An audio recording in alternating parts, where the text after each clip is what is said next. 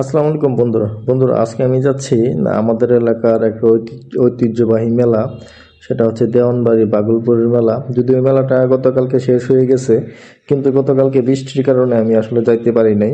তো আজকে আসলাম, দেখি মেলায় কি কি আছে। তো প্রথমে আমরা মেলার রাস্তায় যে ঢোকার যে রাস্তাটা, ওইটা দিয়ে আসতে শুরু করলাম। তো তার বাম পাশে কিছু রাইডের দোকান, মানে বিভিন্ন ধরনের রাইড, ট্রেন, তারপরে দোলনা, এগুলো রাইড দেখে আমার ছেলে পাগল হয়েছে, রাইডে উঠবে।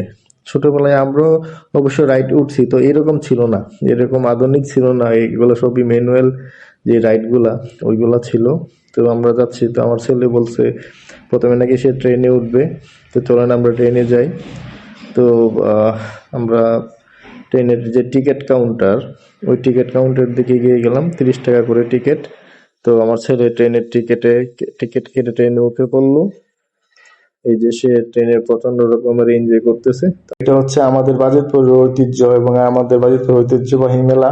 এইখানে আসলে আমাদের এলাকার মানুষ বছর একবার হইলেও এখানে সবাই আসে, আনন্দ ফুর্তি করে, মেলার যে আমেজ এটা ধরে রাখে। তো তারপরে আমার ছেলে পাগল হয়েছে যে স্মোক আইসক্রিম খাবে। তো আসলে কি করব, বাধ্য হয়ে চলে গেলাম ওইখানে। যাই ওই ভাইয়াটাকে বললাম যে এক গ্লাস স্মোক আইসক্রিম বানিয়ে দিতে। দেখতেছেন যে উনি কি সুন্দর করে স্মোক আইসক্রিম বানাইতেছে, যে আমার ছেলে দাঁড়ায় আছে খাওয়ার জন্য। তো তাকে দিয়ে বলতেছে যে স্মোক আইসক্রিম প্রথম অনেক ঠান্ডা লাগবে এবং সে যাতে এটা চাবায়া খায় ফেলে এবং নাক দিয়ে যাতে ধোঁয়াটা ছাড়ে। দেখেন যে সে স্মোক আইসক্রিম খাইতেছে। তো তাকে কিন্তু আমি আবার জিজ্ঞেস করতেছি যে কেমন লাগে, সে বলতেছে মজা লাগে। আসলে এটা মজার কিছু না, এটা হাইড্রোজেন যে গ্যাস দিয়ে এটা স্মোকটা বানানো হয়, খুবই ঠান্ডা।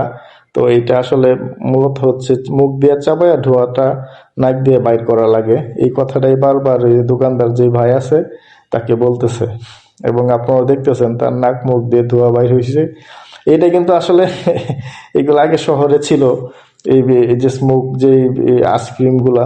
তো এইটা এখন আমাদের এই যে ইউনিয়ন বা জেলা লেভেলে চলে আসছে, মেলাতেও চলে আসছে। এটা আমাদের মেলায় কিন্তু এখন নতুন একটা সংযোজন। গতবার মেলায় কিন্তু আমরা এগুলা দেখতে পাই নাই। তো আমার ছেলে হয়তো বা ইউটিউব বা ফেসবুক থেকে সে এটা দেখতে পারছে বা জানছে, যার কারণে সে বুঝতে পারছে যে এটা হলো স্মোক আইসক্রিম। তো এই যে সে ঠান্ডার মধ্যে, প্রচন্ড ঠান্ডা লাগতেছে, তারপরেও সে এগুলা খাইতেছে। যাই হোক, আসলে আসছি আমার ছেলেকে আনন্দ দিতে। তো তারই চাওয়া ছিল, 2 দিন ধরে বলতেছিল বাবা মেলায় যাব মেলায় যাব। আসলে এ, গত মঙ্গলবার এই মেলায় যাওয়ার ইচ্ছা ছিল, কিন্তু গতকালকে আপনার বৃষ্টি থাকার কারণে তাকে নিয়ে আর এখানে আসতে পারিনি। তো ভাই আসার পরে দেখলাম এক ভাই বাঁশি বাজাইতেছে। তো আহ, আমার ছেলেও মানে চাইতেছে যে বাঁশি কিনবে একটা। তো ওই মামারে বললাম যে একটু বাঁশি বাজাও তুমি দেখি। তো মামা অনেকক্ষণ বাঁশি বাজাইলো, তারপর তার কাছ থেকে একটা বাঁশি কিনে নিলাম। তারপর ঘোরাঘুরি করার পর মোটামুটি আমাদের এই মেলা ঘোরা শেষ।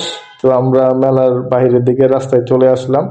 তো আস্তে আস্তে আমি একটা কথাই বলবো, আসলে আমাদের যে প্রত্যেকটা এলাকার বা বাংলাদেশের প্রত্যেকটা এলাকার কোনো না কোনো ঐতিহ্যবাহী মেলা